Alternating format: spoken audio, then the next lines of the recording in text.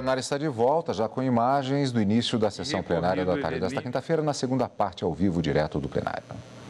Pelo recorrente, encontra-se inscrito o Procurador do Estado do Paraná, Dr. César Augusto Binder, e também encontra-se inscrito a Procuradora-Geral da República, doutora Raquel Dodge. Trata-se do tema 973 da repercussão geral, cuja ementa é a seguinte: possibilidade de remarcação do teste de aptidão física de candidata grávida à época de sua realização, independentemente de haver previsão expressa nesse sentido no edital do concurso público. Passo inicialmente a palavra ao ministro relator para o seu relatório. Senhor presidente, ilustre representante do Ministério Público, egrégia corte, ilustre advogado, que assume a tribuna, trata-se aqui de um recurso extraordinário, que Vossa Excelência já destacou, envolvendo a tese acerca da possibilidade de remarcação do teste de aptidão física de candidata grávida à época da sua realização, independentemente de haver previsão expressa nesse sentido no edital do concurso. O acórdão recorrido entendeu que negar a realização do novo teste físico a impetrante implicaria ofensa ao princípio da isonomia, por conta da condição peculiar de gestantes, demanda um tratamento distinto e desigual. A quarta Câmara Civil do Tribunal de Justiça do Estado do Paraná manteve a decisão recorrida, não exercendo nenhum juízo de retratação. O Estado do Paraná tem suas razões que apresentará da tribuna e, como Vossa Excelência destacou, é essa tese que ficou afetada ao pleno com repercussão geral, saber se é possível a remarcação de teste de aptidão física de candidata grávida à época de sua realização, independentemente de haver previsão expressa nesse sentido no edital do concurso público. A parecer da Procuradoria-Geral da República, que vai se manifestar, o processo está regular, acredito que com essas informações o eminente procurador tenha condições de fazer a sua sustentação, assim como também a Procuradoria-Geral da República. Então, considero feito o relatório, senhor presidente. Agradeço. Pelo recorrente, passo a palavra ao doutor César Augusto Binder, procurador do Estado do Paraná. Excelentíssimo senhor ministro, presidente dessa egrégia Suprema Corte, senhoras ministras, senhores ministros, Procuradora-Geral da República, o tema é um tanto delicado, uma vez que envolve a questão de gestante. Como bem posto no relatório do eminente ministro Luiz Fux, a questão diz respeito à possibilidade ou não de remarcação de exame de aptidão física para uma mulher gestante. Há em jogo várias questões constitucionais. A primeira, sob a ótica da mulher, da candidata, nós temos a proteção à gestante, que está no artigo 6º da Constituição Federal. Nós temos a questão de planejamento familiar, previsto no artigo 226, parágrafo 7º da Constituição Federal. E, como ressaltado no parecer da Procuradoria-Geral da República, a questão da Convenção sobre a eliminação de todas as formas de discriminação contra a mulher. E, por outro lado, nós temos, quanto ao direito administrativo e, por que não, também constitucional, a questão da isonomia, a questão da segurança jurídica, impessoalidade e eficiência da administração pública. Esses são os valores em jogo e que devem ser aqui ponderados para a fixação, então, de uma tese a respeito da possibilidade ou não de remarcação de teste de aptidão física para candidata gestante. Primeiramente, para refutar os argumentos trazidos pela contraparte, né, e pelo Ministério Público, temos proteção à gestante. Em nenhum momento aqui se está fazendo uma discriminação em relação à gestante. Ou marcar uma data igual para todos para a realização de um teste, seja ele de aptidão física, como é o que está aqui em jogo, mas pensando no alcance daquilo que será decidido aqui, alcançar ou não outros tipos de exames, inclusive exame escrito, se a candidata é gestante e estiver impossibilitada de comparecer, deve-se ter essa dimensão. Não há nenhuma discriminação, pelo menos o que se entende, que neste caso haveria na designação de uma determinada data específica para todos os candidatos. A gestação está protegida em relação à mulher. Ela poderá optar ou não pela realização do exame, e isso implicará sua aprovação, reprovação, dependendo da circunstância. Mas não impede que ela leve adiante a sua gestação por opção.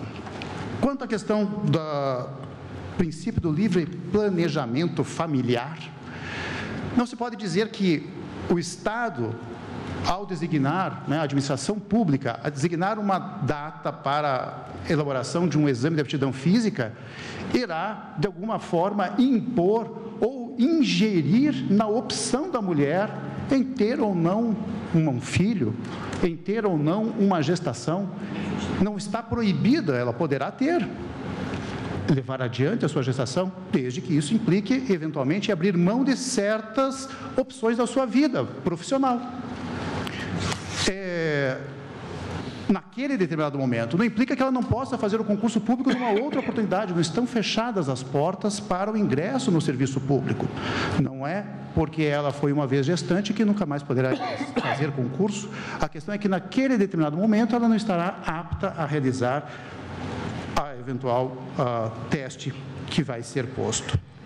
Por outro lado, nós temos aqui a questão sob a ótica do direito público: isonomia, impessoalidade, eficiência, quanto ao serviço público e quanto são os critérios que regem a administração pública. Comecemos com a questão da eficiência.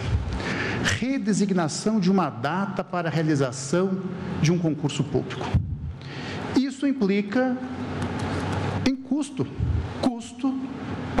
transferido para a administração pública para a realização deste novo exame. E se tivermos mais de uma candidata na mesma situação, quantos exames, quantos testes serão necessários para que contemple a todas as mulheres gestantes naquela oportunidade? Cada uma poderá ter uma situação particular ou particularizada que venha a implicar múltiplos testes, exames em cada qual numa data distinta.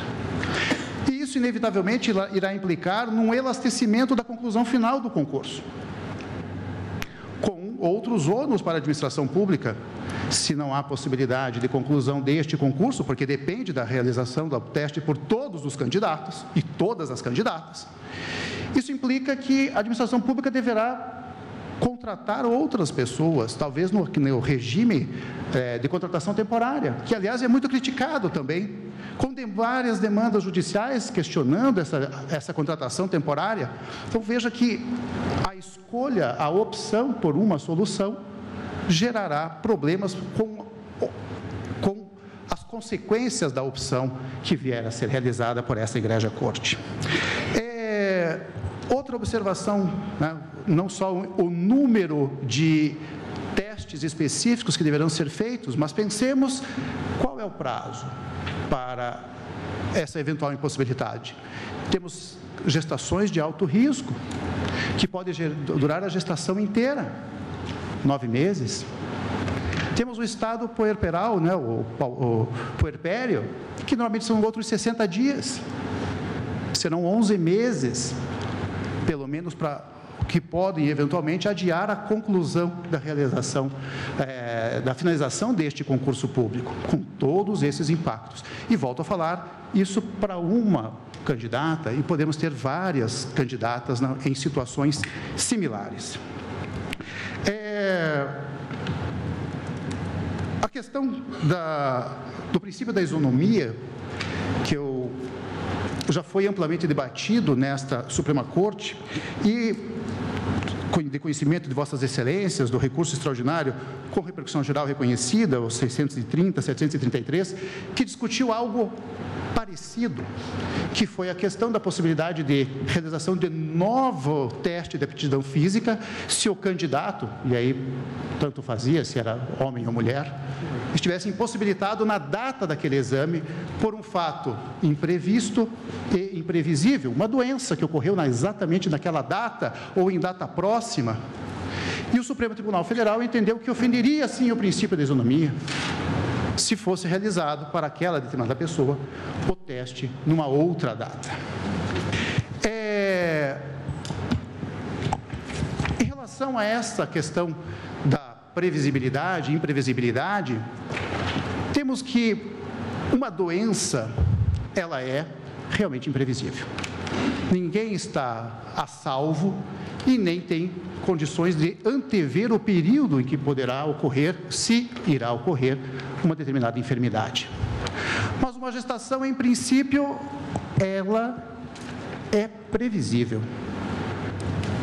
E, portanto, alguém que se habilita, pretende se candidatar a um cargo público, se submeter a um concurso público, tem condições de se programar, assim como se programa toda a realização de um concurso público, preparação, se pode programar o momento adequado para ter ação.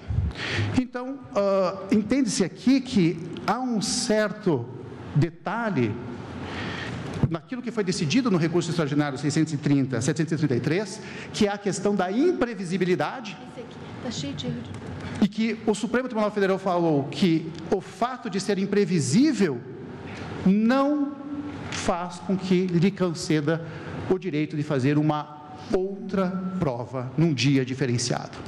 E por que numa situação que, em tese, é plenamente previsível, uma gestação é programada normalmente, como fazer, como permitir que possa se deferir a realização da prova numa outra data?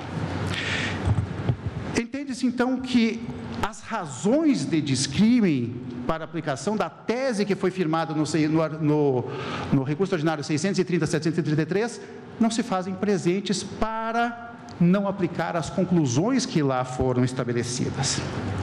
E eu peço vênia fazer algumas leituras e trechos de votos que foram proferidos naquela oportunidade. Além do voto do ministro relator, o voto da ministra Rosa Weber, o voto do ministro Teori Zavascki, são também bastante relevantes, inclusive da ministra Carmen Lúcia. E aqui eu peço vênia para transcrever, para fazer uma leitura de um pequeno trecho. Do ministro Teori Zavascki. Afinal, o princípio da isonomia em tais certames pressupõe tratamento igual a todos os candidatos ou admite, em casos de força maior, tratamento diferenciado entre candidatos. O concurso público, como aliás os concursos licitatórios em geral, é procedimento administrativo que envolve participação e, mais que isso, competição entre muitos interessados e se destina a selecionar dentre aqueles ou aquele que no momento da sua realização melhor atendam os requisitos prévia e objetivamente estabelecidos em lei ou edital para exercício.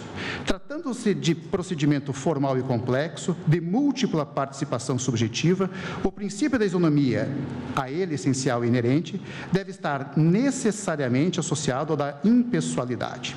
Assim, por um lado, a igualdade entre os competidores deve ser traduzida por igualdade de oportunidade de concorrer, e isso não é retirado. Não criação de empecilhos discriminatórios, desarrazoados ou arbitrários à participação de interessados, e por igualdade de tratamento no próprio certame, critério de avaliação de iguais para todos e tratamento isonômico na efetivação das provas. O princípio da igualdade deve necessariamente estar associado ao da impessoalidade, considerando no sentido finalístico da atuação administrativa o que inibe na realização do certame tratamento diferente do previsto nas regras previamente assentadas que possa beneficiar ou prejudicar um ou alguns dos concorrentes, ainda quando envolvido circunstancialmente em situação ou condição individual diferenciada, motivada ou não por motivo de força maior. Acredito que essas razões sintetizam bem o que decidido nesse recurso extraordinário e que foi seguido à unanimidade por vencido ministro Marco Aurélio, foi decidido por maioria por essa Igreja Suprema Corte. Há critério de descrime razoável? Podemos imaginar aqui outra circunstância, se admitirmos, que em discussão está única e exclusivamente teste de aptidão física, mas eu reitero, e por que não uma candidata num futuro breve, utilizando os fundamentos determinantes, a ratio decidendi, de que eventualmente possa ser adiada a prova, se valer também para uma prova objetiva ou discursiva, que não seja de teste físico, porque ela estava naquele momento, seja logo após o parto ou numa gestação de risco que impedisse o seu comparecimento. E isso implicará, como bem ressaltado, e aí eu faço a referência ao voto da ministra Carmen Lúcia, que se deparou uma vez com um concurso público do magistério de Minas Gerais, com 1 milhão de candidatos. Imaginando que magistério podemos ter a maioria, vamos imaginar, 50% mulheres, seguramente haverá mais, 500 mil. Como compatibilizar a data de realização de teste para cada uma delas? Terminando. Vossas Excelências depararão novamente com questões similares. Por essas razões, o Estado do Paraná requer que o recurso seja conhecido e provido. Muito obrigado. Agradeço ao doutor César Augusto. Antes de passar a palavra à doutora Raquel Dodge, eu peço que por alguns minutos o vice-presidente, ministro Luiz Fux, assuma a presidência.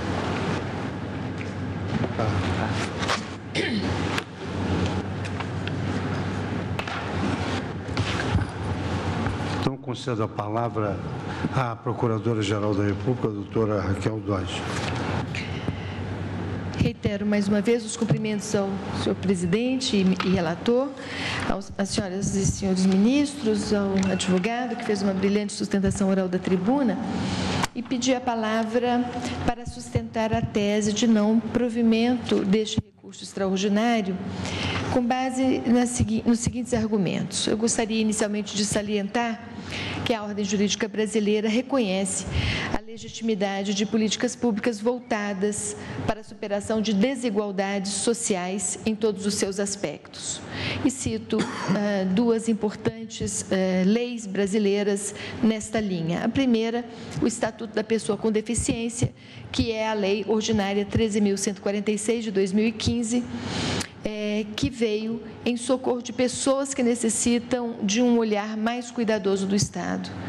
E outra, a lei que admite e instaura políticas afirmativas de inclusão social, quando institui cotas para determinados segmentos sociais em cursos superiores e em cargos públicos.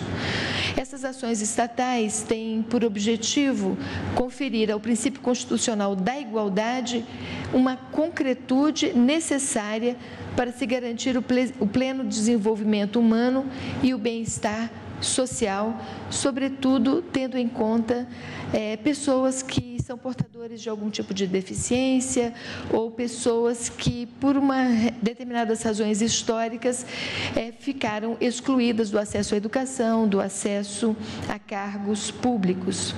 Essas escolhas feitas pelo legislador, num primeiro momento, inicialmente pelo legislador constituinte, vêm sendo confirmadas em leis ordinárias pelo legislador infraconstitucional, com o fim de realizar, na sua máxima extensão, um princípio, um postulado que é central na Constituição de 1988, que é um dos objetivos da nossa República, que é a dignidade da pessoa humana.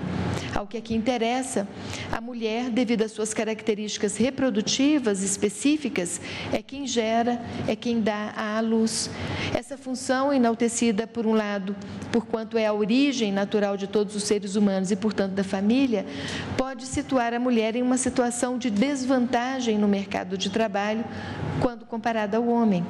além da questão da licença maternidade, que faz com que muitos empregadores priorizem a escolha de profissionais do sexo masculino apenas para não terem de lidar com a ausência de empregadas no período da licença maternidade, há a questão em si do período gestacional, que por si só, e para garantir a saúde da gestante e do próprio bebê, impõe limitações à mulher, como horários especiais, determinadas condições de trabalho, afastamentos periódicos do trabalho para exames e consultas pré-natais que são prescritas não só pela Organização Mundial de Saúde, mas pela Política Nacional de Saúde instituída pelo Ministério da Saúde. E é justamente nesse momento que o Estado é chamado para intervir, a fim de restaurar o equilíbrio entre interesses que aparentemente estão em conflito, de forma a conferir as condições materiais necessárias a quem delas necessite, de modo a preservar a igualdade concreta nas relações sociais. Nesse sentido, é que caminha a proteção internacional dos direitos humanos.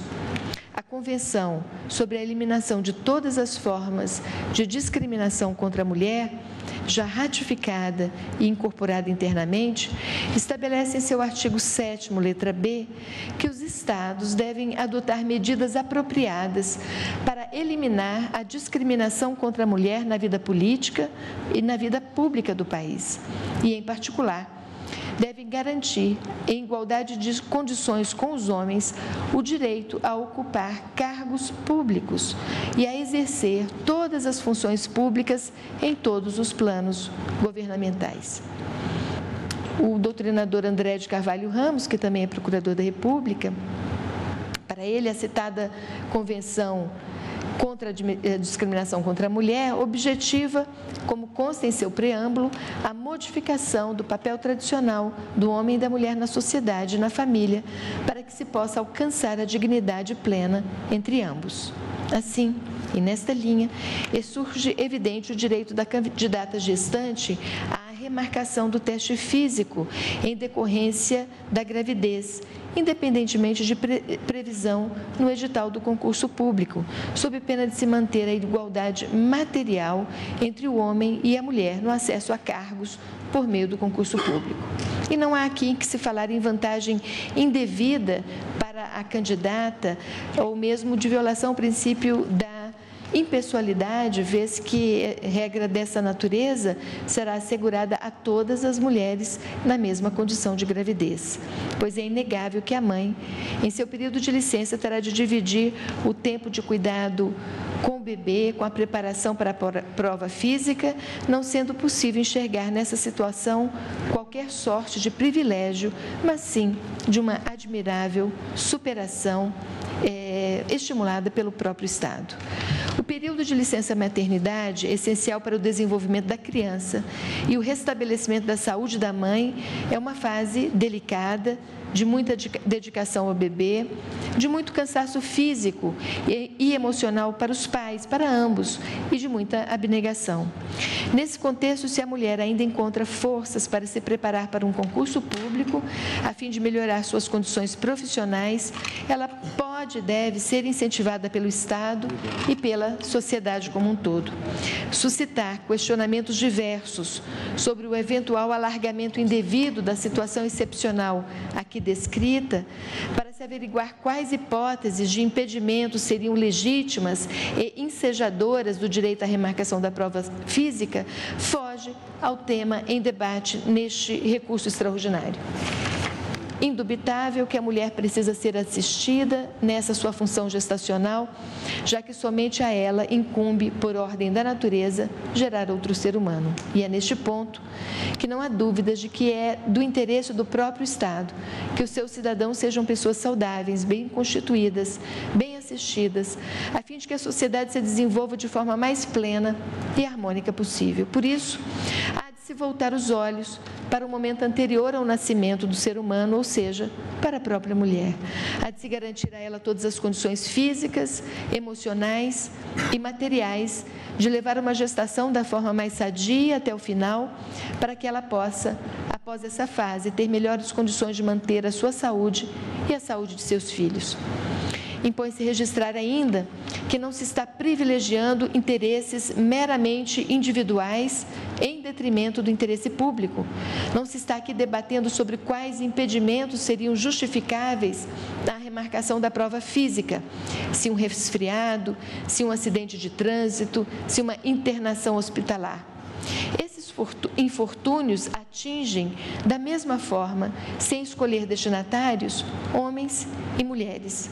Mas a gestação, essa sim, é inerente à natureza feminina, devendo o Estado zelar pela igualdade, tratando, na máxima aristotélica, desigualmente os desiguais. Por isso, é compatível com a Constituição e com os tratados de direitos humanos celebrados pelo Brasil, marcação ora em análise. É preciso um agir das autoridades públicas coerente com os valores que tanto se prezam no nosso ordenamento, dentre os quais está o da garantia da dignidade humana e o da promoção da igualdade material entre os seres humanos. Há que se imprimir a máxima concretude possível aos princípios que o próprio texto da Constituição elegeu como essenciais ao nosso Estado democrático de direito. E é por estas considerações que, em nome do Ministério Público, o nosso parecer é pelo não provimento deste recurso extraordinário, senhor presidente. Muito obrigada. Egrégia Corte, Luz advogado que assumiu a tribuna, um prazer revê-lo, doutor César Binder, que tantas vezes fez sustentações no Superior Tribunal de Justiça. Essa é uma questão extremamente voltada à dignidade da mulher e, digamos assim, ela se calcou numa solução correta, porquanto entendeu-se que realmente a gravidez não é uma doença temporária. E, por essa razão, o Tribunal de Justiça do Paraná, ele entendeu que a gravidez era um fundamento idôneo para legitimar a remarcação do teste de aptidão física da candidata. Foi concedida a segurança, foram interpostos os recursos e ela foi, então, autorizada a realizar as provas. Ela foi aprovada nas provas objetivas e resguardado o direito de fazer o teste de capacidade física posteriormente ao momento da gravidez, porquanto no estado gestacional se tornaria impossível o esforço físico exigido nesses testes de realização. Eu trago aqui, eu trouxe um voto longo, mas evidentemente que vou tentar resumi-lo, e eu trago aqui, digamos assim, a visão do Supremo Tribunal Federal, no sentido que a toda evidência a gravidez não se insere na categoria de problema temporário de saúde. E, nesse sentido, eu trago à colação o recurso extraordinário 106580 do ministro Celso de Mello, 2017, o recurso extraordinário 1.015.798 do ministro Dias Toffoli, ARI 820.065 da ministra Rosa Weber, da primeira turma, que assim assentou. Ressalto inaplicável ao caso, assim como pretendeu o eminente advogado da tribuna, a orientação firmada no recurso extraordinário 630.733, da relatoria do ministro Gilmar Mendes, julgado sobre a sistemática de repercussão geral, no qual decidiu-se pela impossibilidade de remarcação de teste físico em razão de problema temporário de saúde, quando presente vedação expressa no edital. Destacou a ministra Rosa Weber, com efeito, a hipótese presente versa a situação fática distinta, conforme consignado pela Corte de Origem, porquanto não há previsão no edital no sentido de que a candidata será eliminada em virtude de gravidez. E eu acrescento ainda que houvesse essa previsão no edital, essa previsão seria absolutamente afrontadora dos princípios constitucionais que regem o tema e a própria dignidade da pessoa humana.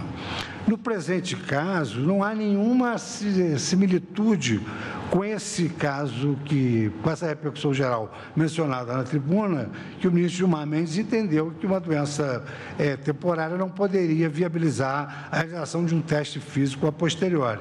Eu digo que, no presente caso, a hipótese fática que motiva o pleito não encontra qualquer previsão no edital. A remarcação, portanto, não viola o princípio da vinculação ao edital, nem o quanto delimitado pelo administrador contratante. E aqui, então, eu trago à colação o AR 901.116, da relatoria da ministra Carmen Lúcia, no qual assenta num dos trechos do seu erudito voto, que, diversamente do que sustenta o agravante, não afronta o princípio da isonomia entre os candidatos, o que decidido pelo Tribunal de Origem. Assegura, pois, impedir a candidata grávida de prosseguir no certame seria tratar de maneira desigual pessoa em condições peculiares a necessitar de cuidados especiais. E eu assento ainda, saltando grandes trechos aqui do voto, que, a par das circunstâncias fáticas, há ainda outras razões que justificam a diferenciação dessa doença provisória que inviabiliza a realização do teste físico posteriormente e a gravidez. É que há de se reconhecer que o interesse que a grávida leve a gestação a termo com êxito, exorbita os limites individuais da genitora, alcançando outros indivíduos e a própria coletividade. Enquanto a saúde pessoal do candidato configura motivos exclusivamente individuais e particulares, a maternidade e a família constituem direitos fundamentais do homem social e do homem solidário, na nomenclatura do professor José Afonso da Silva. Por ter o Constituinte estabelecido expressamente a proteção à maternidade, à família e ao planejamento familiar, a condição de gestante goza de proteção constitucional reforçada. Em razão desse amparo constitucional específico, a gravidez não pode causar prejuízo às candidatas, sob pena de malferir os princípios da isonomia e da razoabilidade. Sem que se pretenda estabelecer qualquer hierarquia entre direitos fundamentais ou restringir a autonomia reprodutiva da mulher, o interesse transindividual explicita que as razões decididas no precedente distinguem-se no presente caso.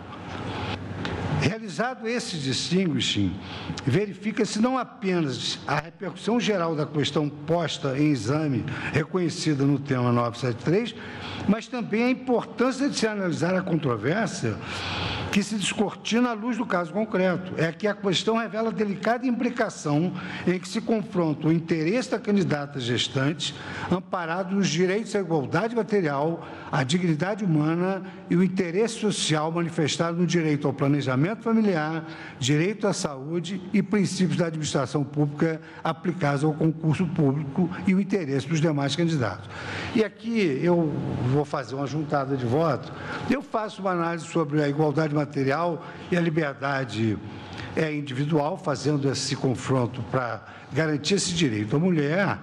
Trago aqui doutrina nacional e doutrina estrangeira, cito pactos internacionais, doutrinadores nacionais, professora Luísa Helena Barbosa, professora Maria Celina Bodan de Moraes, e a doutrina dos casos julgados.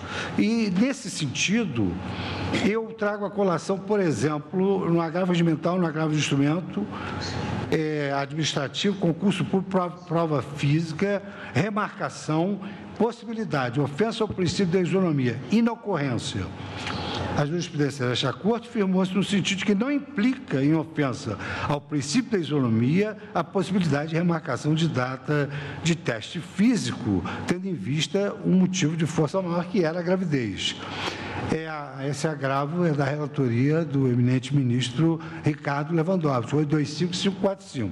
Trago também a colação, no mesmo sentido, concurso público, prova de aptidão física, candidata submetida a parto, designação de nova data, possibilidade, recurso ordinário 577, relatoria do ministro Aires Brito. No mesmo sentido, agravo regimental no recurso ordinário 376607, relator ministro Eros Grau. Depois de fazer uma grande digressão humana sobre a dignidade da pessoa humana, cito também a obra do professor Ingo Starlet, cito aqui uma passagem de um estudo dedicado do ministro Luiz Roberto Barroso, a dignidade da pessoa humana no direito constitucional contemporâneo e a construção de um conceito jurídico à luz da jurisprudência mundial, e citando o professor Daniel Sarmento, e também a doutrina alienista, eu assento o não reconhecimento desse direito da mulher compromete a autoestima social e a estigmatiza. O efeito catalisador dessa exclusão é facilmente vislumbrável em uma sociedade marcada pela competitividade. As mulheres têm dificuldade em se inserir no mercado de trabalho e a galgar postos profissionais de maior prestígio e remuneração. Por consequência, acirra-se a desigualdade econômica, que por si só é motivo de exclusão social. A simbólica correlação entre identidade e participação foi muito bem desenvolvida pela treinadora Nancy Fraser, para quem as demandas de grupo são bidimensionais, associando-se tanto à injustiça sociocultural quanto à má distribuição de renda. Continuo nessa linha e cito pactos internacionais que concluem exatamente no sentido de que a falta de autonomia física ou as dificuldades no controle do seu próprio corpo repercutem nas condições necessárias para o alcance da autonomia econômica. Por isso que se revela antisonômico criar-se restrições em razão da gravidez. Analiso o direito à saúde, à maternidade e ao planejamento familiar no plano constitucional, os artigos 226 e seguintes, e trago à colação as decisões infraconstitucionais sobre o tema, normalmente que gravitam em torno de concurso. E aqui eu destaco que, instituído expressamente como um direito social, a proteção à maternidade impede que a gravidez seja motivo para fundamentar qualquer ato administrativo contrário ao interesse da gestante, ainda mais quando tal ato impõe-lhe grave prejuízo. E aqui cito o recurso de mandado de segurança 28.400 da Bahia, julgado pela 6ª turma do STJ. Digo então, também como direito social tutelado expressamente no artigo 6º, o direito à saúde requer uma especial proteção no presente caso. É que, como bem consignou o Tribunal de Origem, em juízo negativo de retratação, não se revelaria proporcional nem razoável exigir que a candidata colocasse, de forma irresponsável, a vida intrauterina em risco no teste físico, mediante a prática de esforço físico incompatível com a fase gestacional. Saltando ainda e passando agora para o planejamento familiar, eu destaco: o direito ao planejamento familiar é livre decisão do casal. O fundamento na dignidade da pessoa humana revela sua indissociável relação com a liberdade reprodutiva. A liberdade decisória tutelada pelo planejamento familiar vincula-se intimamente à privacidade e à intimidade do projeto de vida individual e parental dos envolvidos. E aqui cito a professora Maria Celina Bodin nos comentários ao artigo 226. Mais adiante, destaco que, tendo em vista a prolongada duração dos concursos públicos e sua tendente escassez, muitas vezes não existe planejamento familiar capaz de conciliar os interesses profissionais e materiais. Por tais razões, a escolha, no mais das vezes, impõe às mulheres o sacrifício de sua carreira, traduzindo-se em direta perpetuação da desigualdade de gênero. E aí trago a doutrina do tema. Enfrento ainda a isonomia, a eficiência e outros princípios aplicáveis ao concurso público e destaco em alguns trechos. Presentes em todas as constituições brasileiras, o direito de concorrer em condições de igualdade ao ingresso no serviço público também foi reconhecido pelo Pacto de São José da Costa Rica e pela Declaração Universal dos Direitos Humanos, nos termos do artigo 21(2), que prescreve que toda pessoa tem igual direito de acesso ao serviço público do seu país. A ampla acessibilidade decorre ainda de outros princípios de relevo constitucional, como só o princípio republicano e de participação política, destacados pela ministra Carmen Lúcia Antunes na sua obra Princípios Constitucionais dos Servidores Públicos, onde ressalta que esses princípios, uma vez respeitados, eles concedem oportunidade a todos concorrerem às posições públicas estáveis e assim integrar a administração pública corroborando o princípio da eficiência administrativa, ante a necessidade de otimizar a atuação estatal por meio da seleção dos mais aptos. Aqui, então, trago obras específicas de gestão pública e digo, os princípios devem ser analisados à luz da moderna concepção de administração pública gestora. Ao realizar o certame seletivo, o administrador público deve organizar suas ações e decisões de modo a otimizar a gestão pública, entendida como exercício responsável do arbítrio administrativo na forma de decisões, ações e resultados esperados. Cito, então, o professor Lawrence Lin, na obra Gestão Pública, organizada por Gil Peters. O gestor, assim, precisa saber avaliar por que o concurso é necessário e quais são os resultados esperados. Impõe-se, então, a necessidade de um planejamento do processo de contratação. Em concursos públicos, o aumento da competitividade promove o interesse legítimo da administração pública de selecionar candidatos. Nos termos do acordo recorrido, a melhor alternativa para o implemento do quanto aqui exposto corresponde à continuidade do concurso em geral com a reserva do número de vagas. Se após a realização do teste de aptidão física remarcado, a candidata lograr aprovação e classificação, será empossada. Caso contrário, será empossado o candidato ou a candidata remanescente na lista de classificação em posição imediatamente subsequente. E aqui é importante destacar que esse teste de aptidão física, ele não é classificatório. Se não passar no teste, a colocada subsequente assume o posto. Então, digo eu, em primeiro lugar, a remarcação em questão não se refere a qualquer etapa do concurso, mas tão somente a um teste de aptidão física. Em segundo lugar, não se trata de banalização, mas do adiamento fundamentado na condição gestatória.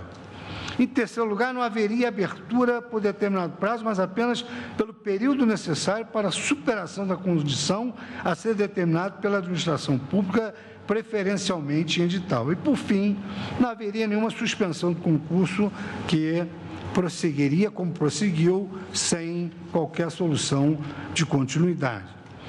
Cito, então, aqui a professora Martha Nussbaum, na sua obra Fronteiras da Justiça, numa tradução, digamos assim, mais coloquial, dizendo que alguns arranjos acabam com a discriminação em razão da raça e do sexo, e pelo menos podem ser considerados economicamente eficientes. Então, diz ela, não discriminar as greves pode ser muito mais eficiente, porque inclui na força de trabalho, sem redesenho caro, um grande grupo de trabalhadores produtivos que, de outra forma, não poderiam ser incluídos. E essa obra é da professora Martha Nussbaum, é da Harvard University, de 2009. É certo que a remarcação estenderá a expectativa de nomeação de um ou outro candidato por mais alguns meses. No entanto, sabe-se que, com invulgar frequência, a investidura dos últimos colocados não ocorre imediatamente, situação em que a remarcação do teste de aptidão física sequer acarreta qualquer prejuízo. Atende-se, por fim, ao princípio da vinculação às cláusulas editalícias como instrumento de promoção de segurança jurídica. A inexistência de previsão em edital do direito à remarcação, como no presente caso, não afasta o direito da candidata gestante, vez que fundado em valores constitucionais maiores, cuja juridicidade se irradia por todo o ordenamento jurídico. Por essa mesma razão, ainda que houvesse previsão expressa em sentido contrário, assegurado estaria o direito à remarcação do teste de aptidão para a candidata gestante. A discricionariedade do administrador público se resguarda no desenho procedimental adequado para a realização do novo teste, bem como no prosseguimento do certame em relação aos demais. As condições e prazos para a remarcação e realização do novo teste devem ser previstos no edital de modo a preservar a previsibilidade do concurso público para todos os candidatos. Resta assim demonstrado que a remarcação do teste de aptidão física em caso constituiu e constitui direito da candidata gestante, isso já em termos de tese para repercussão geral, independentemente da disposição editalícia, sendo esta a única exegese que se coaduna com a igualdade, a liberdade, a dignidade e os demais valores morais prestigiados pela Constituição. Pedido vênia por ter saltado inúmeros trechos, eu estou concluindo pelo desprovimento do recurso extraordinário e depois, então, votamos a tese correspondente. Então, agora passo a palavra, na ordem de votação, ao ministro Alexandre Moraes. Presidente, primeiro cumprimentando o doutor César Augusto Binder, procurador de Estado do Paraná, que fez uma sustentação, eu diria, impossível, né? Dificultosa, é da vida, né? Mas cumprimentando. Obrigado. E cumprimentando o voto do ministro relator, eu vou ser extremamente sintético. Me parece que, nós estamos terminando 2018, nós temos que discutir se é ou não discriminatório impedir que uma mulher grávida possa continuar no concurso mediante tantos avanços que nós já tivemos e tantas previsões constitucionais. Realmente me parece um absurdo, não ferindo a igualdade entre os concorrentes, ferindo a possibilidade, ferindo muito mais, ferindo a possibilidade da mulher poder concorrer, ou seja, é um passo anterior. Aqui não há, como foi bem ressaltado pelo ministro Luiz Fux, não há que se dizer de igualdade entre concorrentes, porque o homem não fica grávido. Aqui eu vou parafrasear o ministro Luiz Roberto Barroso, em outras oportunidades: se o homem ficasse grávido, nós não estaríamos discutindo isso. Essa é a realidade. Ou seja, haveria um escalonamento de concurso físico para o homem. Isso é, a meu ver, o simples fato, e sei que obviamente não é culpa nem dolo do procurador que está aqui, mas do Estado do Paraná levar isso para frente, mostra que nós ainda temos um caminho muito grande para combater uma discriminação que, se não é tão expressa e latente, né, como anteriormente, ainda existe. Aqui, a Constituição traz uma série de dispositivos diretamente ligados à questão da maternidade, ou seja, protetivos à mulher. Nós discutimos aqui recentemente no RE 629053 o direito à maternidade, à gestante, em relação aos direitos sociais e à estabilidade da mulher. E assim como lá, coloco aqui que o direito à maternidade, o direito e todos os direitos instrumentais para garantir isso, não são só e unicamente direitos da mulher. O direito daquele que vai nascer, o direito da família, e como bem colocou o ministro Luiz Fux e a doutora Raquel na sua sustentação oral, é o direito da coletividade, porque não há reprodução se a mulher não ficar grávida, não for gestante e não puder ter a sua tranquilidade para poder ter o seu filho. E o artigo 226 é extremamente claro: a família, base da sociedade, tem especial proteção do Estado. Eu já pararia aqui. A meu ver, não haveria necessidade de mais nenhum artigo específico para, em cumprimento ao fato da proteção especial à família, e aqui, obviamente, a constituição de uma família, ser necessário um tratamento diferenciado à gestante durante o concurso público para a realização de exames físicos. Mas a Constituição vai bem mais além. No caso dos servidores públicos, no artigo 39, parágrafo 3º, o parágrafo 3º estende aos servidores públicos e ao acesso ao serviço público os mesmos direitos sociais previstos no artigo 7º, inciso 18 e 20, que a Constituição estende a todas as mulheres no campo do trabalho, ou seja, a licença gestante, a proteção do mercado de trabalho da mulher mediante incentivos específicos, todo o encadeamento constitucional que já começou pela primeira vez na história constitucional brasileira com o artigo 5º, inciso 1º, que além da norma genérica, todos são iguais perante a lei, já no inciso 1º coloca, homens e mulheres são iguais. Obviamente, se não houvesse uma tradicional e secular discriminação entre homens e mulheres, não haveria necessidade de, após a cláusula genérica, todos são iguais perante a lei, homens e mulheres são iguais em direitos e obrigações, nos termos dessa Constituição. E essa questão do concurso entra exatamente nessa desigualdade propiciada pela questão biológica da mulher, da especial proteção à família.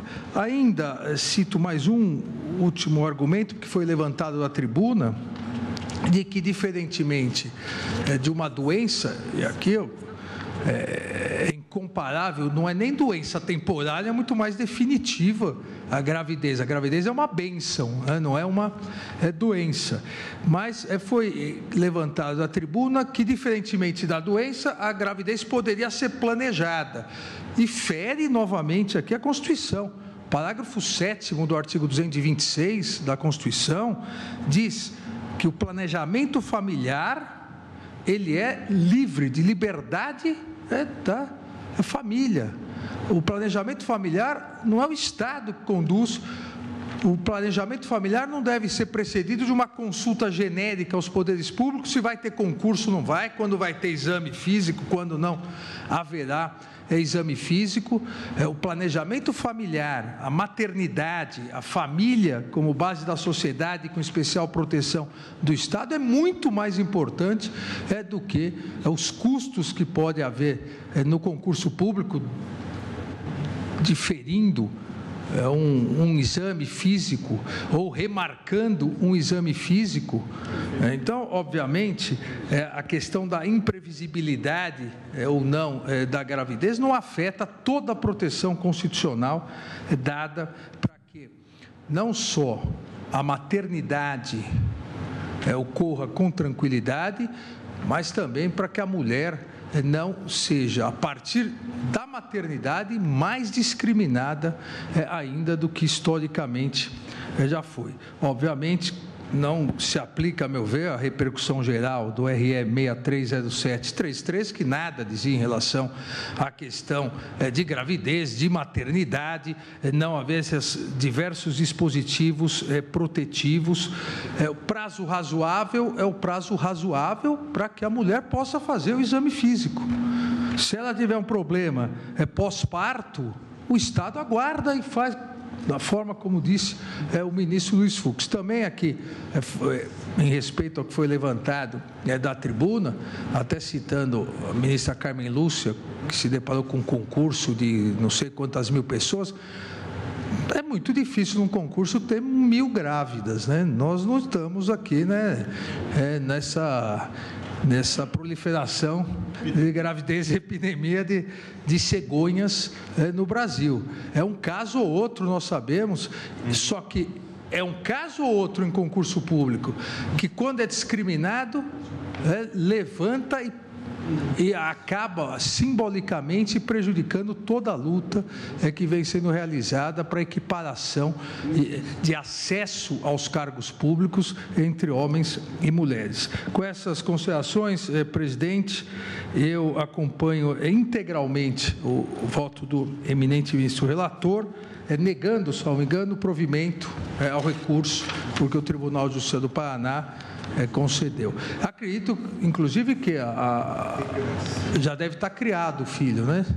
Já deve ter feito o concurso, deve ter passado e o filho já é criado, mas é importante já balizar a tese na repercussão geral.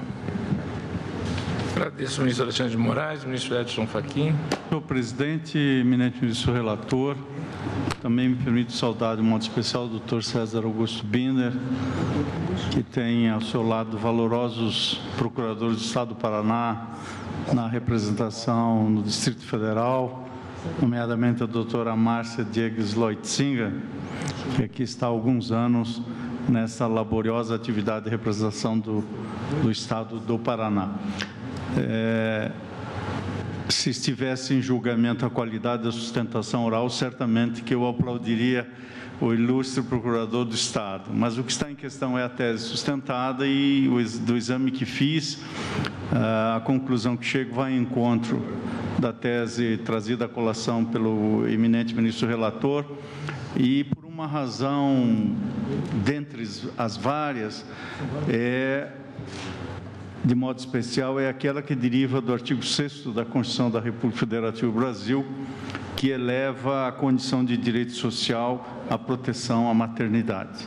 Creio que essa expressão derivada da Constituição fala por si só, além de documentos internacionais, dos quais o Brasil é parte, e de uma doutrina robusta que vai nessa direção, inclusive também de um professor paranaense, o professor Felipe Gil França, que tem um trabalho específico sobre essa questão nas cortes, nos tribunais superiores. Portanto, cumprimentando os ilustres procuradores, acompanho o eminente ministro relator.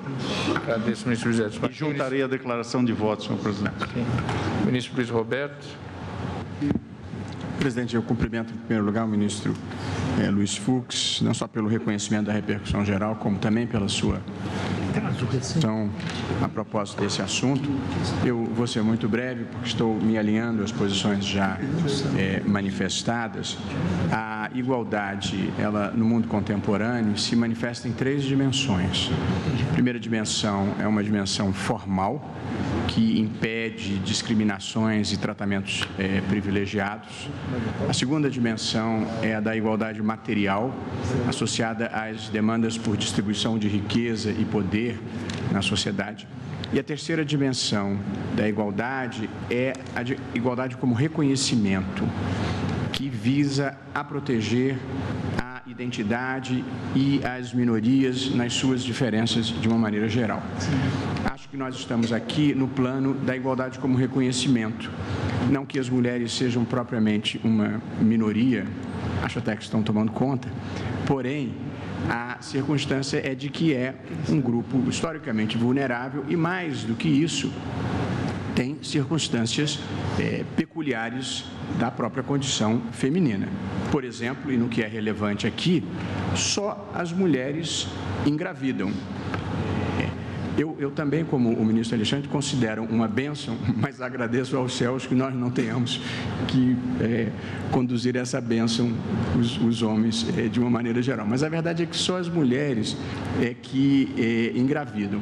E, portanto, se elas ficarem em uma posição inferiorizada pelo fato de engravidarem, por evidente que há uma violação ao princípio da igualdade, há uma clara discriminação.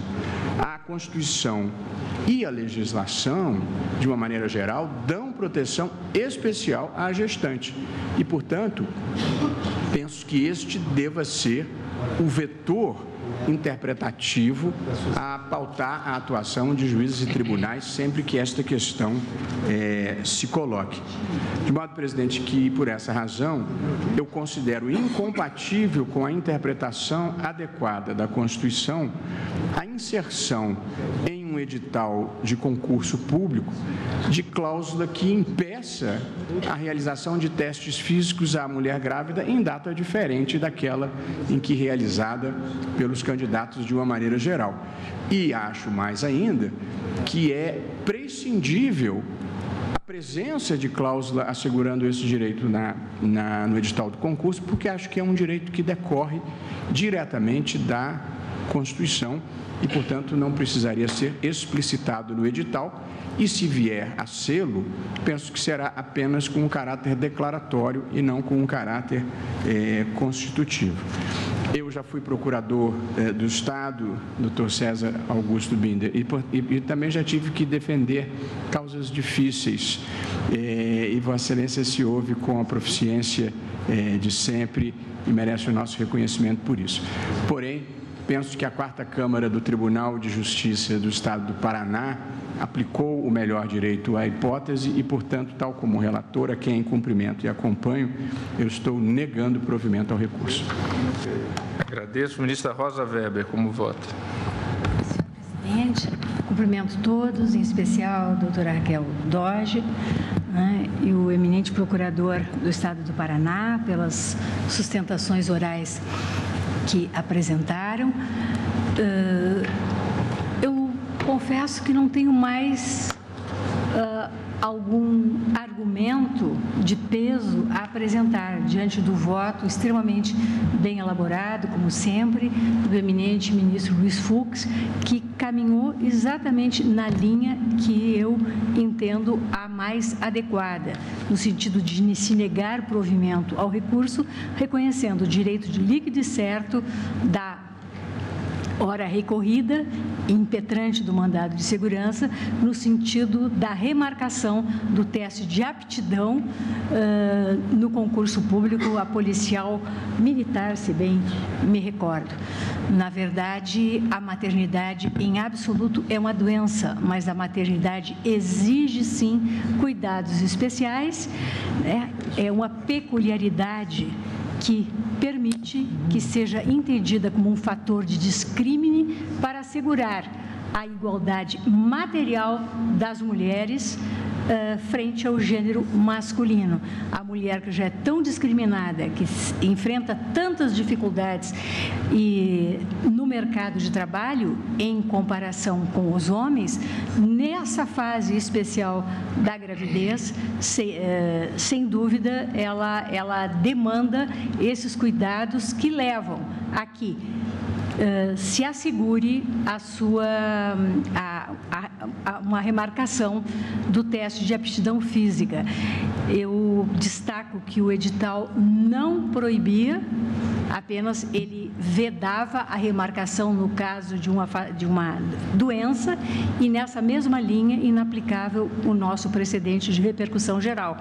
Como o ministro Fux, inclusive, me honrou trazendo à lembrança um julgado da minha lavra perante a primeira turma, eu me eximo de maiores considerações, cumprimento mais uma vez Sua Excelência e nego provimento ao recurso, presidente. Agradeço, ministra Rosa Weber. Como vota a ministra Carmen Lúcia? Presidente, também eu começo por elogiar o voto do ministro Luiz Fux, sempre cuidadoso, as sustentações orais do doutor César, da Procuradora-Geral, nossa estimada Procuradora-Geral.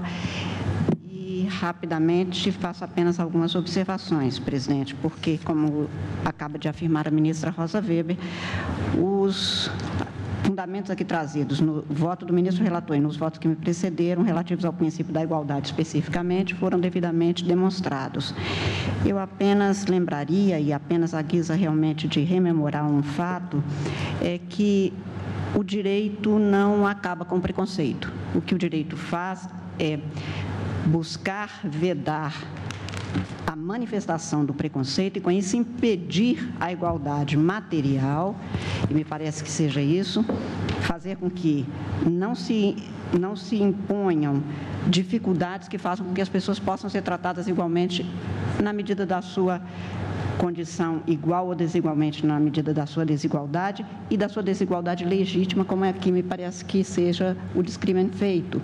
Quer dizer, não é pelo gênero mulher, mas eu acentuaria que o que se criam para aqueles que são discriminados, e no caso as mulheres são, e não são, como lembrou bem o ministro Barroso, apenas como minoria numérica, mas estamos em minoria de direitos, porque o preconceito está introjetado numa sociedade estruturada como a nossa, com toda certeza são as dificuldades que fazem com que o preconceito permaneça e a discriminação se faça de maneira subliminar, mas com efeitos muito reais.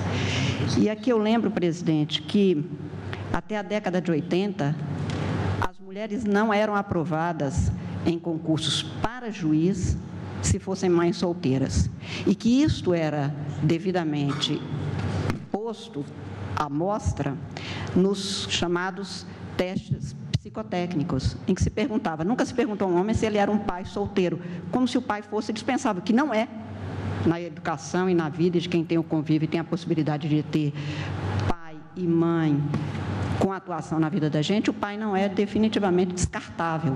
No entanto, o pai solteiro era aprovado para concurso de juiz. Até a década de 80 não tínhamos mães solteiras. E hoje, devo dizer que continua a haver muita dificuldade para as mulheres magistradas por causa exatamente da gravidez, do afastamento.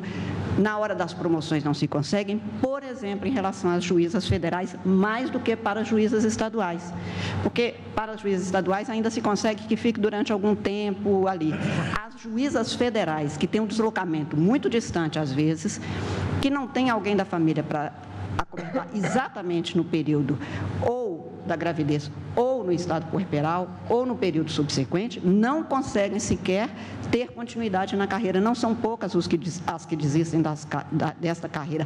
Eu estou dizendo da magistratura, sendo que o Poder Judiciário tem exatamente a guarda da Constituição com o princípio da igualdade, como mais vezes repetido. Pois não, me permite com muito gosto. Um por breve favor. registro histórico, na linha do que Vossa Excelência está dizendo. Quando eu era jovem no Rio, mais jovem, no Rio, agora já sou jovem há muito tempo, havia nos concursos para a magistratura um teste que se chamava investigação social. Que era dessa fase do chamado teste, psicotécnico. Eles excluíam esquerdistas, gays e mulheres desquitadas ou mães solteiras. E os que tivessem alguma deficiência. Por isso, a única norma da Constituição... De todo gênero também. E a única norma, a única política de ação positiva que a Constituição estabeleceu na norma originária é exatamente em relação aos deficientes, que também não eram aprovados para concurso de juiz. O que é uma demonstração de uma sociedade na qual o preconceito prevalece e não de maneira explícita, o que às vezes para nós mulheres é até pior, porque é mais cínico.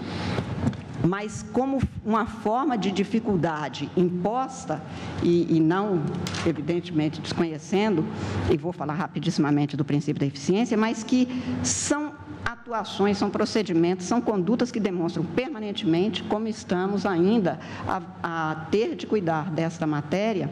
E lembro, ministro Alexandre, quando Vossa Excelência, de uma maneira extremamente leve e bem-humorada, traz um tema que realmente é um tema que a gente precisa de escancarar. Quem fica grávida é mulher, quem faz a lei é um homem, simples assim. Por isso estamos discutindo. Isto foi dito aqui alguns anos atrás pelo ministro Carlos Brito.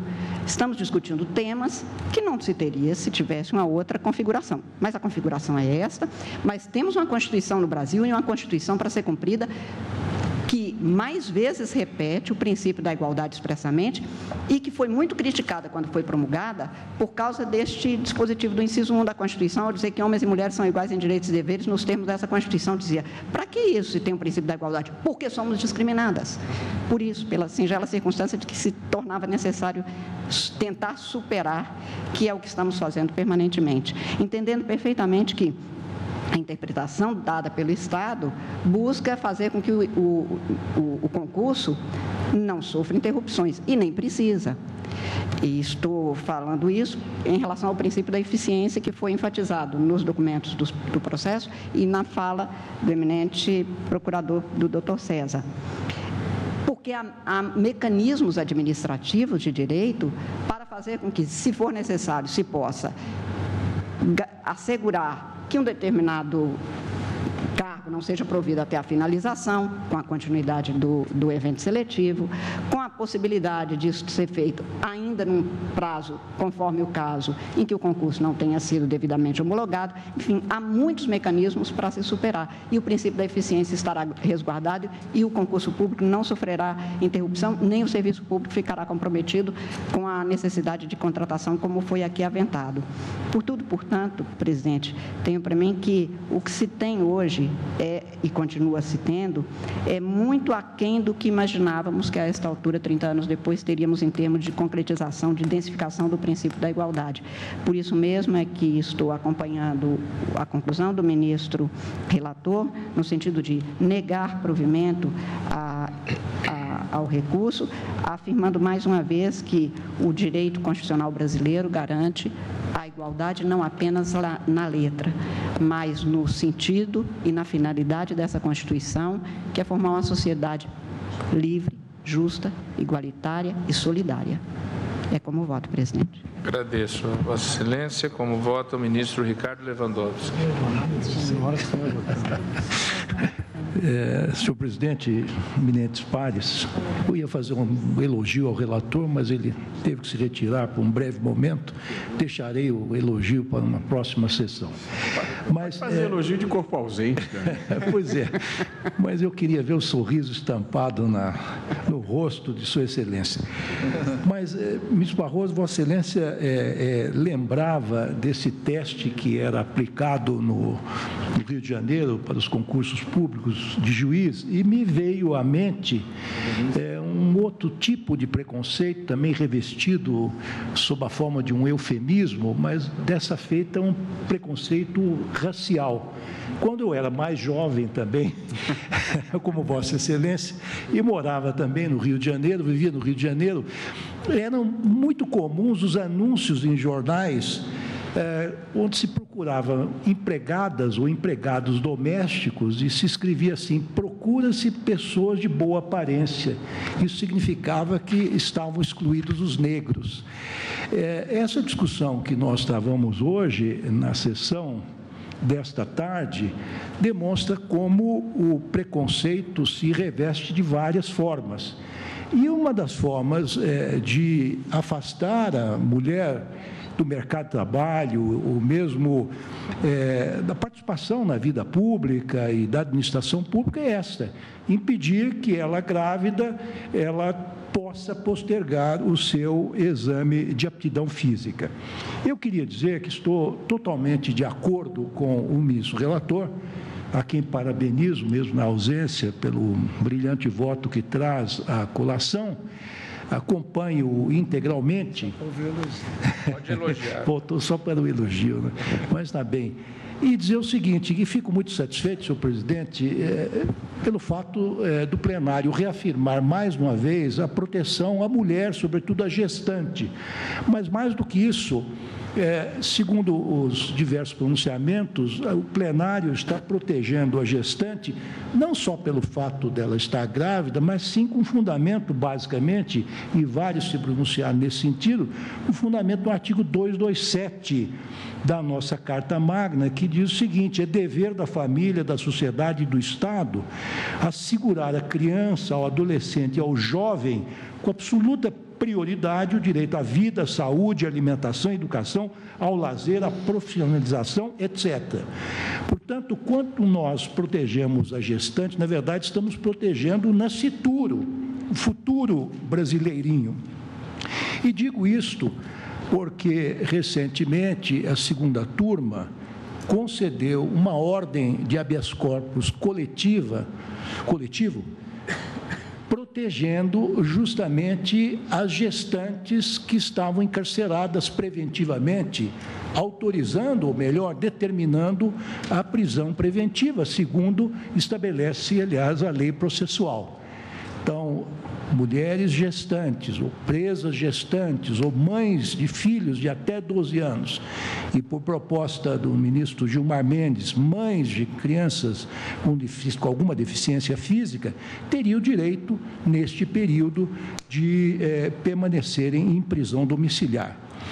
Eu penso que foi uma medida civilizatória.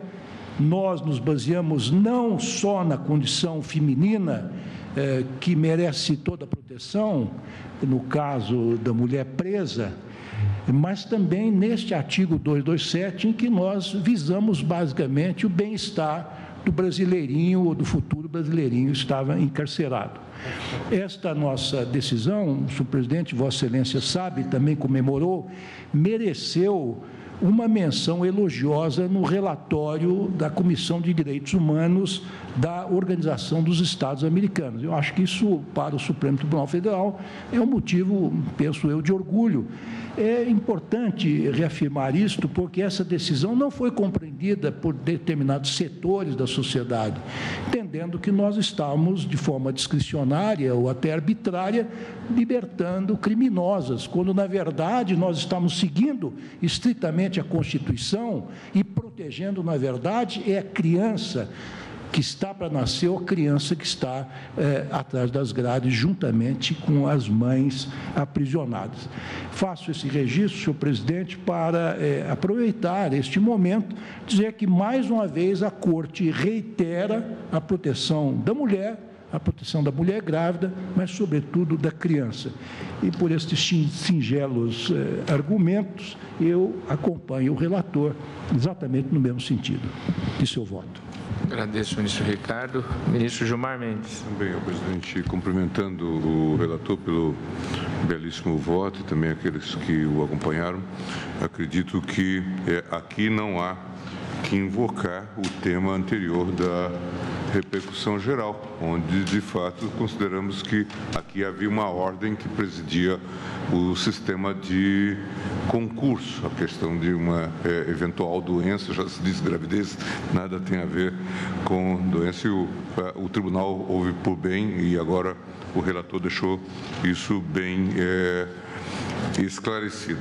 E felizmente, acredito, vendo o copo, podemos ver o copo meio cheio ou meio vazio, nós podemos, nesses 30 anos, saudar o incremento, a participação intensa da mulher na sociedade, a presença no Supremo Tribunal Federal de duas notáveis colegas, a presença da Procuradora-Geral da República, a gente que recebe constantemente a visita de estrangeiros que olham para esse quadro e dizem, bom, o Brasil tem avanços significativos. E também na própria magistratura como um todo, estadual e federal, se vê de forma muito marcante e feliz a presença feminina, de modo que, a despeito dos reparos e dos avanços que sempre se podem reclamar, é inequívoco que nós avançamos e progredimos significativamente nessa seara. E eu acho que é importante, de fato, fixar aquilo que aparentemente era connatural, que não se precisava sequer exigir que se inscrevesse no próprio edital, né?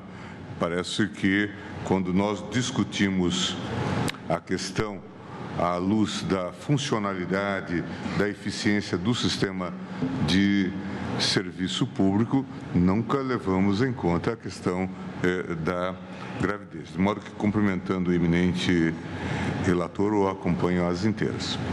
Agradeço, ministro Gilmar. Ministro Marco Aurélio. Presidente, tudo muito bonito, mas estava aqui a questionar-me onde o cioso Estado do Paraná teria claudicado, teria errado.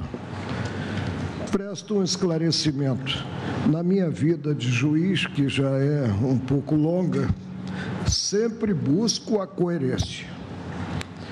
E reconheço que fiquei vencido no julgamento sob o ângulo da repercussão geral, inclusive quanto ao empréstimo desse instituto ao processo revelador de um recurso interposto em data anterior à regulamentação da repercussão geral, fiquei vencido realmente naquele caso.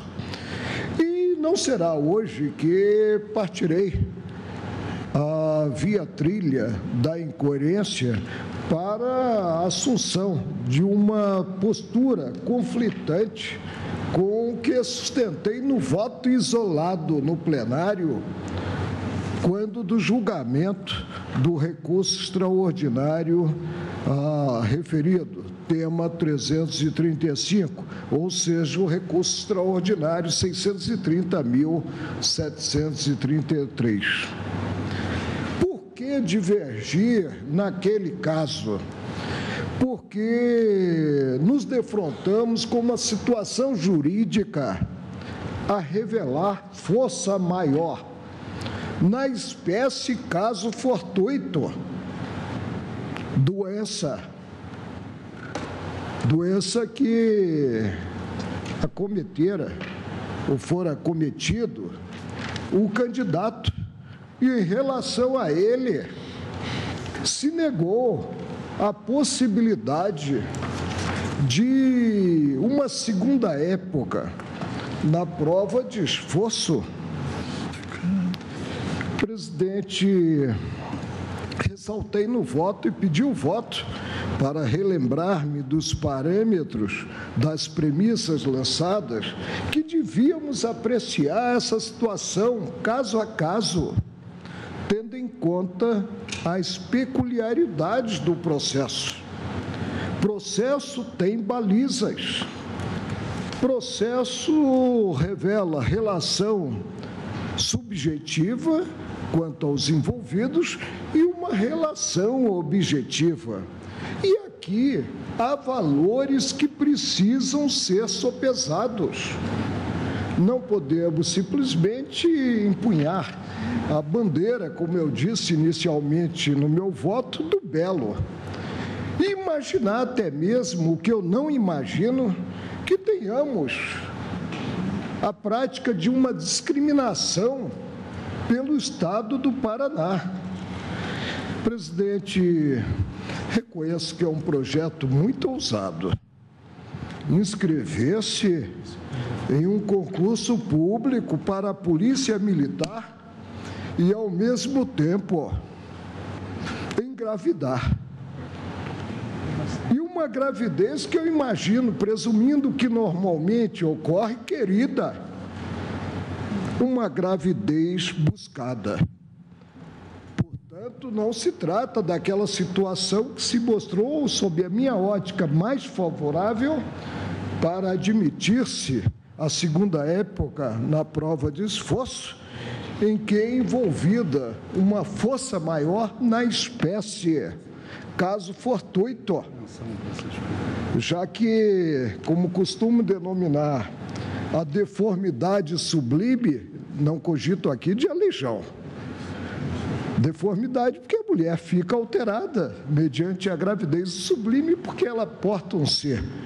Já que a gravidez ou a deformidade sublime não pode ser vislumbrada como a configurar força maior e, portanto, caso fortuito. No precedente, a maioria, a sempre douta maioria, e toda vez que fico vencido, principalmente de forma isolada, questiono-me sobre o acerto ou desacerto da ótica revelada, a ilustrada maioria proclamou,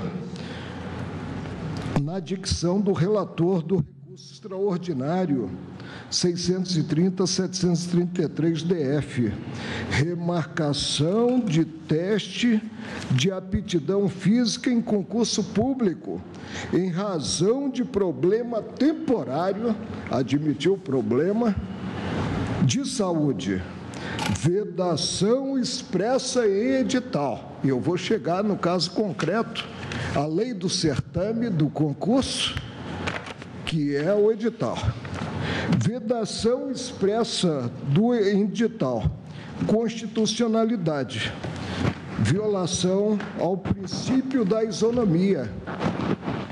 E eu perguntaria, quantos e quantos, marchando como se deve marchar quando se visa um cargo público, observar o edital e, acometidos de doença, sequer pretenderam a remarcação? Continua a ementa do acordo. Violação do princípio da isonomia, não ocorrência. Aí é uma discriminação inversa, mas em se tratando da mulher, há de se estabelecer a exceção, principalmente a mulher grávida. Não ocorrência, postulado do qual não decorre de plano a possibilidade de realização de segunda chamada em etapa de concurso público em virtude de situações pessoais do candidato. Cláusula editalícia que confere eficácia ao princípio da isonomia e devemos tratar igualmente homens e mulheres. E eu não concebo a discriminação considerado o homem e, com maior razão, considerada a mulher. A cláusula editalícia que confere eficácia ao princípio da isonomia à luz dos postulados da impessoalidade, e a administração pública está submetida ao princípio da legalidade estrita e à impessoalidade, e da supremacia do interesse público, inexistência de direito constitucional à remarcação de provas em razão de circunstâncias pessoais, e a gravidez é uma circunstância pessoal, dos candidatos, segurança jurídica, validade das provas de segunda chamada realizadas até a data da conclusão do julgamento, recurso extraordinário que se nega provimento. Presidente, no caso concreto, o edital mostrou-se claro na vedação a uma segunda prova, inclusive a prova de esforço. A gravidez, vou reafirmar, não é imprevisível. Dizer-se agora que devemos desconhecer a tese fixada sob o ângulo da repercussão geral, no precedente a que me referi, no recurso extraordinário 630733, a pretexto de agasalhar-se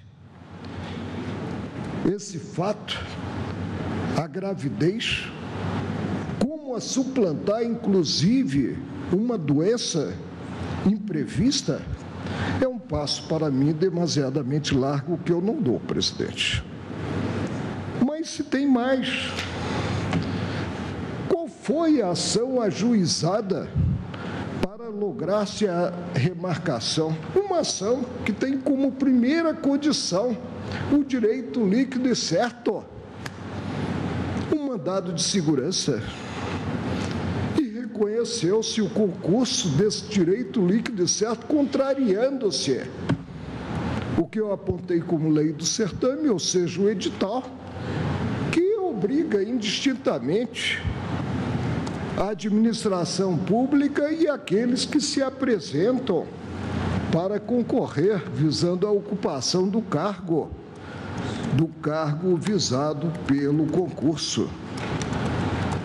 Esses contextos estão delimitados, estão revelados no acordo impugnado mediante extraordinário, não tenho como concluir que a decisão prolatada se afina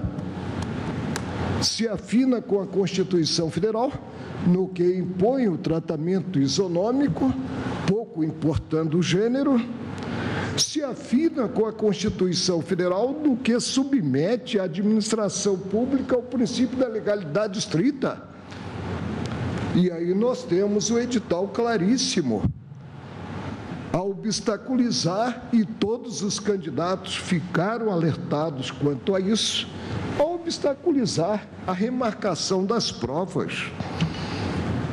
Presidente, se disse, eu não me lembro de quem é a frase, que há mais coragem em ser justo, parecendo injusto, do que em ser injusto para salvaguardar as aparências, simples aparências, sob o meu olhar da situação concreta, para salvaguardar as aparências de justiça, sem ser incoerente, considerado voto isolado no precedente, que diz da impossibilidade ante o edital de remarcar-se as provas, precedente formalizado sob o ângulo da repercussão geral em 2013,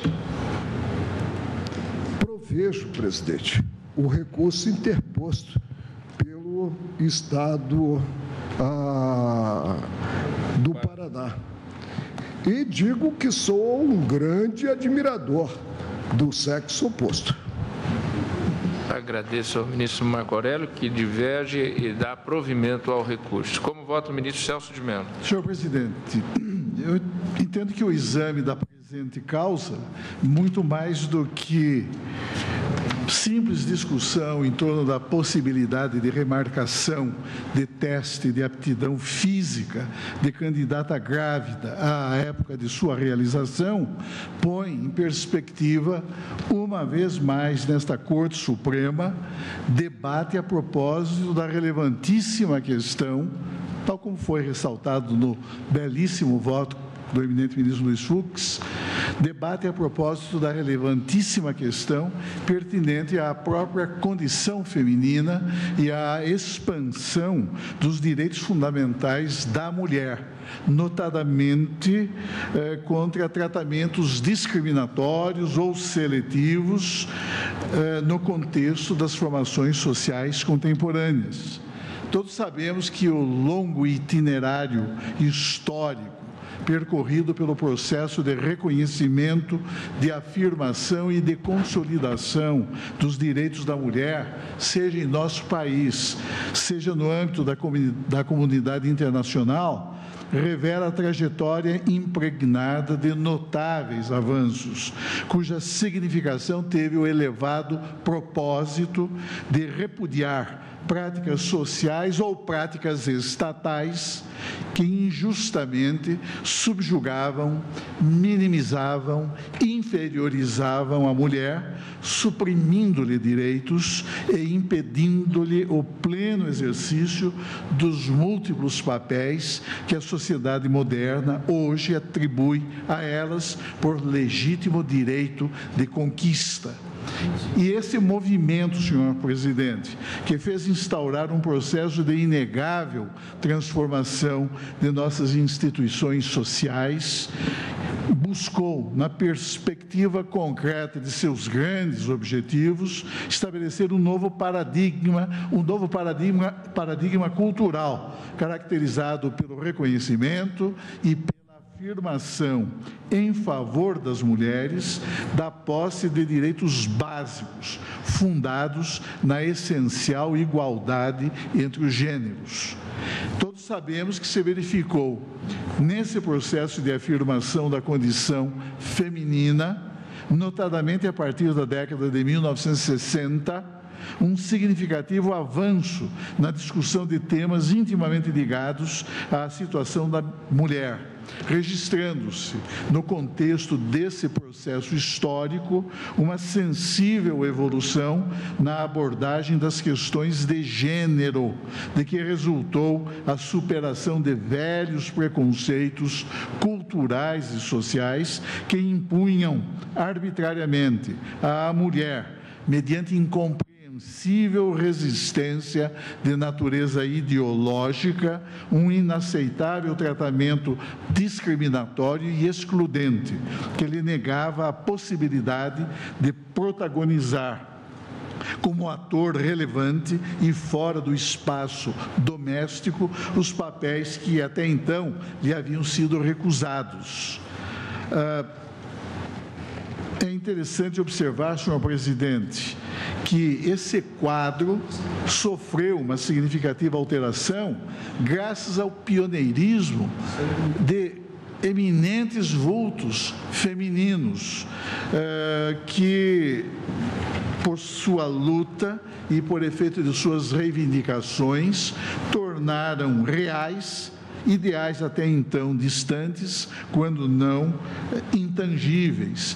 Eu menciono, por exemplo, no nosso campo, no âmbito jurídico, a doutora Maria Augusta Saraiva. Foi ela a primeira mulher a ingressar nas arcadas, na Faculdade de Direito do Largo de São Francisco, em 1897. E foi a primeira mulher advogada a atuar no Tribunal do Júri da Comarca de São Paulo. Refiro-me também à doutora Mirtes Gomes de Campos, essa, a primeira advogada do Brasil. Ela ingressou em 1906 nos quadros dos sócios efetivos do Instituto dos Advogados do Brasil, no Rio de Janeiro. Também cabe menção à doutora Bernadette Neves Pedrosa, que foi a primeira mulher a ser admitida como professora de Direito na tradicional Faculdade de Direito do Recife. E assim há uma sucessão de grandes e eminentes vultos femininos na magistratura. Nós tivemos aqui no Supremo Tribunal Federal as ministras Ellen Grace, Carmen Lúcia e Rosa Weber. Na Procuradoria-Geral da República, pela primeira vez, o Ministério Público da União é chefiado por um vulto eminente, a doutora Raquel. Portanto, os avanços são inegáveis, senhor presidente. E é claro, podemos mencionar também a doutora Carlota Pereira de Queiroz, de São Paulo, médica paulista, que foi a primeira mulher a participar de uma Assembleia Constituinte. Foi eleita em 1933 e participou da elaboração da Constituição Republicana de 1934. Também Nísia Floresta, do Rio Grande do Norte, já no século XIX, Berta Lutz, Chiquinha Rodrigues e outros grandes vultos que atuaram com bastante vigor na busca desses elevados objetivos.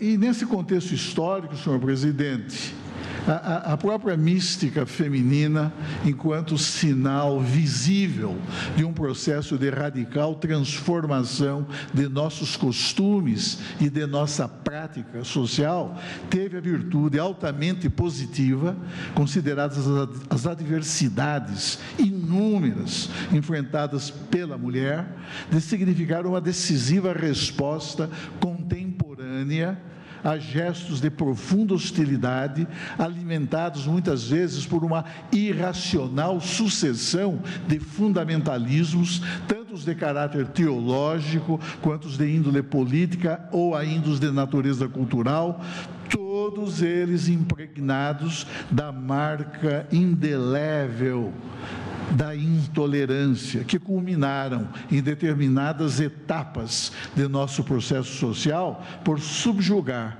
injustamente a mulher, ofendendo-a em sua inalienável dignidade e marginalizando-a como pessoa investida de plenos direitos em condições de igualdade com qualquer representante de gênero distinto. Por isso mesmo, cabe ter presente, entre a sua extrema importância, a Declaração e o Programa de Ação de Viena, adotados pela Conferência Mundial sobre Direitos Humanos, promovida pela Organização das Nações Unidas em 1993, na qual o Brasil teve uma decisiva e importante atuação no plano diplomático.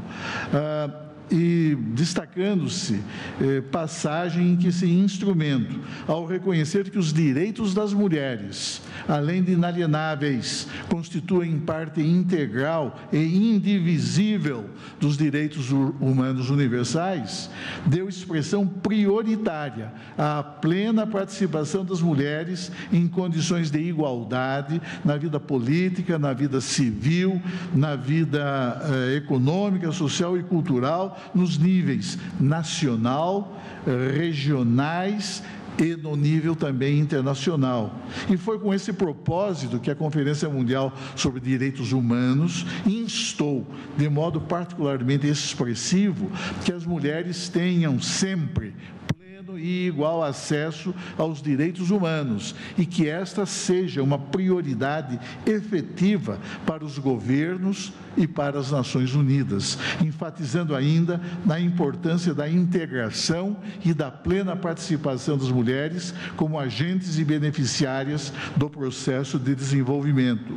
E esse mesmo compromisso veio a ser reiterado na Declaração de Pequim, adotada na 4ª Conferência Mundial sobre a Mulher, realizada na capital desse Estado totalitário que se chama República Popular da China, em 1995, quando, uma vez mais, proclamou-se a repulsa a qualquer forma de discriminação de gênero em detrimento da mulher. eu reproduzo aqui no ponto, senhor presidente, uma passagem muito importante de uma reflexão crítica lapidar do eminente embaixador José Augusto Lindgren Alves sobre o tema pertinente à condição feminina,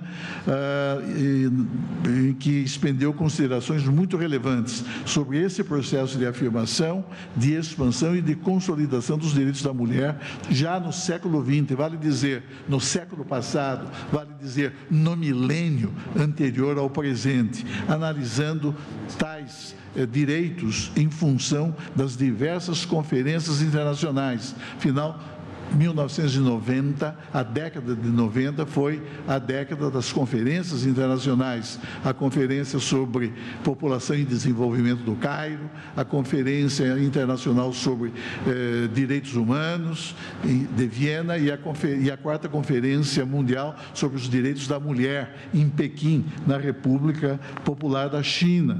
Na verdade, o desenvolvimento conceitual subjacente à praxis do feminismo passou, nessas últimas 3 décadas, dos enfoques meramente reducionistas que encaravam a mulher como ente biológico, ao tratamento de sua situação como um ser social eminente, ou seja, incorporou-se a perspectiva de gênero para compreender-se a posição da mulher na sociedade. Considerados todos os aspectos que venho de ressaltar, senhor presidente, vê-se que o processo de afirmação dos direitos básicos da mulher, o processo de reconhecimento e da condição feminina, há de ter no direito não um instrumento de opressão, há de ter no direito não um instrumento de opressão, mas uma fórmula de libertação destinada a banir definitivamente da praxis social a deformante matriz ideológica que atribuía à dominação patriarcal um odioso estatuto de hegemonia capaz de condicionar comportamentos, capaz de moldar pensamentos, capaz de forjar uma visão de mundo absolutamente incompatível com os valores desta república fundada em bases democráticas e cuja estrutura se acha modelada, entre outros signos que a inspiram, pela repulsa a qualquer tipo de discriminação contra a mulher. E o Supremo Tribunal Federal, ao destacar a necessidade de o Estado respeitar essa nova situação, de instituir condições objetivas destinadas a viabilizar em plenitude, em favor da mulher, o seu direito fundamental à igualdade, notadamente no que se refere à participação feminina nos processos de poder e de acesso aos espaços públicos, como aos cargos oficiais, reconheceu a legitimidade da adoção até mesmo de ações afirmativas, vocacionadas a garantir à mulher iguais oportunidades, criando-lhe ambiente favorável ao seu empoderamento, em ordem a permitir-lhe que alcance na arena pública a igualdade de resultados, afastando como medidas de índole compensatória práticas de injusta discriminação de gênero. Portanto, a adoção de mecanismos compensatórios fundados em políticas públicas de ação afirmativa tem por explícita finalidade contribuir para a realização no plano material do princípio constitucional da igualdade, além de revelar extrema fidelidade à exigência, que é também constitucional, de viabilizar a promoção do bem-estar de todos, de erradicar a marginalização e de fazer respeitar o postulado da dignidade da pessoa humana, em ordem a permitir que se construa em nosso país uma sociedade justa, uma sociedade livre, uma sociedade fraterna, uma sociedade solidária, uma sociedade inclusiva.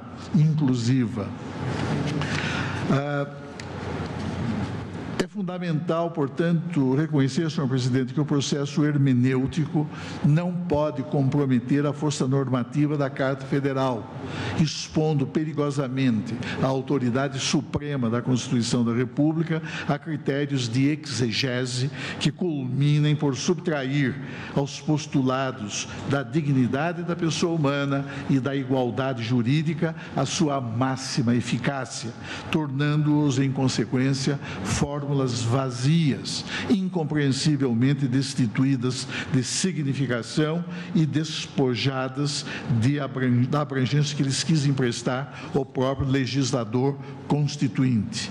O Estado, inclusive o Poder Judiciário, e particularmente este Supremo Tribunal Federal, tem o dever de atuar na defesa de postulados essenciais, como são aqueles que proclamam a dignidade da pessoa humana e a permanente hostilidade contra qualquer comportamento que possa gerar o desrespeito à alteridade, com inaceitável ofensa aos valores da igualdade, especialmente quando condutas eventualmente desviantes instaurarem tratamentos discriminatórios fundados em visões excludentes e inadmissíveis. Eu continuo, digamos, em meu voto, senhor presidente, a considerar os diversos aspectos, mas já me encaminhando para a conclusão, eu devo dizer que dentro dessa perspectiva, portanto, dessa perspectiva muito mais abrangente, muito mais ampla de enfoque dos direitos da mulher, especialmente ser considerados em face da situação concreta que se desenha neste processo, eu gostaria de relembrar que ainda ecoam nos anais do egrégio Tribunal Superior Eleitoral as brilhantes e candentes palavras da eminente ministra Rosa Weber, impregnadas de ardor e inscritas em páginas memoráveis sobre o processo de empowerment da mulher, valorizando e dando significativo relevo à condição feminina nas formações sociais contemporâneas.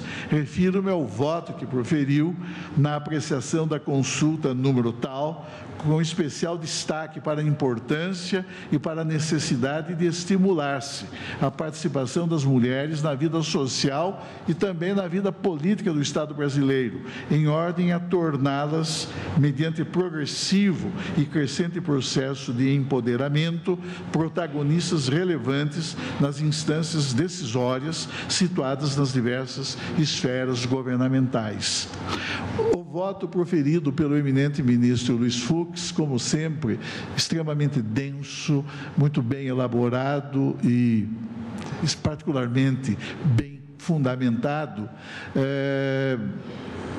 coloca a questão nos seus devidos termos e analisa de uma maneira extremamente compatível com os grandes postulados que informam a ordem constitucional vigente em nosso país, que informam o acerto do acórdão, objeto do presente recurso extraordinário.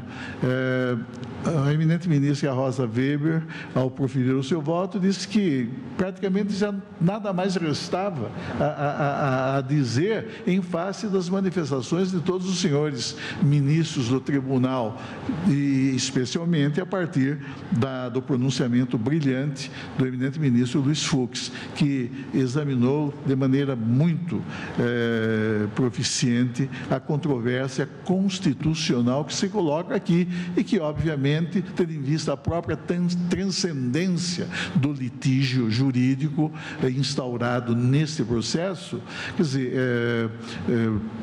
envolve uma gama, digamos, um número indeterminado de pessoas, na medida em que visa a tornar efetivo esse processo e aprofundar esse processo de expansão dos direitos básicos da mulher. As razões invocadas pelo eminente ministro Luiz Fux em seu douto voto justificam que, no caso, se dê não é, integral, que se negue provimento ao presente recurso extraordinário, não obstante o brilho da sustentação, não é, que fez o eminente procurador do Estado do Paraná. Por isso, senhor presidente, eu, acompanhando integralmente o magnífico voto do eminente ministro Luiz Fux, eu peço vênia ao ministro Marco Aurélio para negar provimento ao presente recurso extraordinário.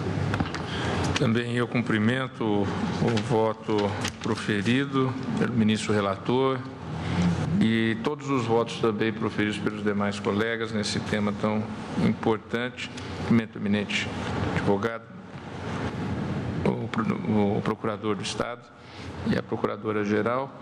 Acompanho o relator, pedindo vênia também ao ministro Marco Aurélio, e proclamo que, por maioria, foi negado provimento ao recurso, vencido o ministro Marco Aurélio. Agora, a tese a ser definida, ministro Luiz Fux. Senhor presidente, a tese, a semelhança que eu procurei no voto, ela é uma tese sintética, enxuta e que está vazada nos seguintes termos. É constitucional a remarcação do teste de aptidão física de candidata que esteja grávida à época de sua realização, independentemente da previsão expressa em edital do concurso público. Pergunto se estão todos de acordo. Então, fica aprovada a tese agora mesmo enunciada pelo relator, à unanimidade.